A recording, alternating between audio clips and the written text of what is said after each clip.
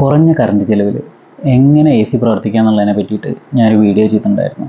ആ വീഡിയോൻ്റെ താഴത്ത് ചില നെഗറ്റീവ് കമൻറ്റ്സ് വന്നു, ഇതൊരു ഉഡായിപ്പ് വീഡിയോ ആണെന്നൊക്കെ പറഞ്ഞിട്ട്. എൻ്റെ വീട്ടിലുണ്ടായിരുന്ന പഴയ 10-12 വർഷം പഴക്കമുള്ള ഫ്രിഡ്ജ് മാറ്റിയപ്പോൾ എനിക്ക് ഇലക്ട്രിസിറ്റി ബില്ല് ഭയങ്കര ഒരു മാറ്റം വന്നു. ഒരു 10-700 രൂപയോളം ഇലക്ട്രിസിറ്റി ബില്ല് കുറഞ്ഞു എന്ന് പറഞ്ഞതാണ് ഉഡായിപ്പ്. അതല്ലെങ്കിൽ ഈ ബിൽഡിങ്ങിൻ്റെ മുകളിൽ ഓല നനച്ചിടുക, ചകിരിച്ചോറ് നനച്ചിടുക, ഈ ജാതി ഫാൻസി പരിപാടികൾ ചെയ്ത് കഴിഞ്ഞാൽ വീട് അന്റാർട്ടിക്ക മാതിരി തണുക്കുമെന്ന് പറഞ്ഞിട്ട് തമ്പനയിലിട്ടൊരു വീഡിയോ ഉണ്ടാക്കുന്നത് ശരിയല്ല എന്ന് പറഞ്ഞതാണോ ഉഡായിപ്പ്?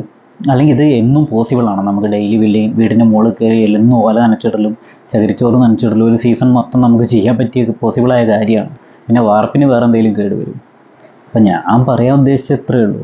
എ സി വെക്കുക എന്ന് പറഞ്ഞു കഴിഞ്ഞാൽ സാധാരണക്കാരനെ സംബന്ധിച്ചിടത്തോളം തലവേദന തന്നെയാണ്. കാരണം ഇപ്പോൾ ഒരു ഭീമമായ തുക, 5 സ്റ്റാർ റേറ്റിംഗ് ഉള്ളൊരു എ സിക്ക് ഒരു ഭീമമായ തുക വേണം.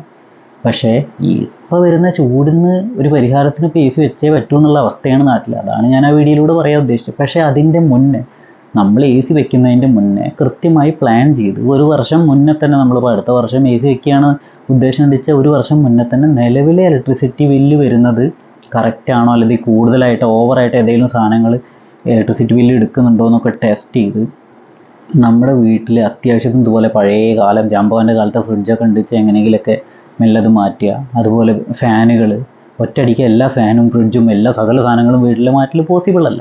അപ്പം മെല്ലെ മെല്ലെ ഏറ്റവും കൂടുതൽ കറണ്ട് വലിച്ചെടുക്കുന്ന സാധനങ്ങൾ ഏതാണെന്ന് നോക്കി മെല്ലെ മെല്ലെ അത് മാറ്റി ഫാനുകൾ മെല്ലെ മെല്ലെ ഓരോരോ റൂമിലായിട്ട് മെല്ലെ മെല്ലെ BLDCയിലേക്ക് മാറുക.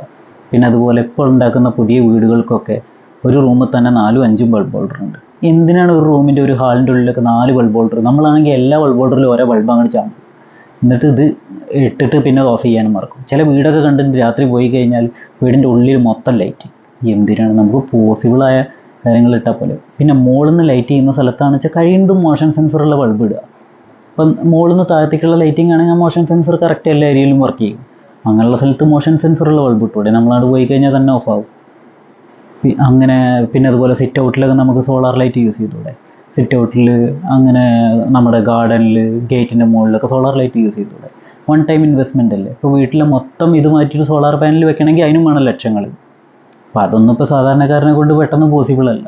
പക്ഷേ ഈ കുറഞ്ഞ പൈസയ്ക്ക് 500 രൂപയ്ക്ക് 600 രൂപയ്ക്ക് വാട്ടർ പ്രൂഫുള്ള സോളാർ ബൾബുകൾ കിട്ടും. നമ്മുടെ കാർ പോർച്ചിലോ സിറ്റ് ഔട്ടിലൊക്കെ അത് വെച്ചാൽ ധാരാളം മതി. രാത്രിയായി തന്നെ കത്തും, പകൽ ചാർജ് ആയിക്കോളും.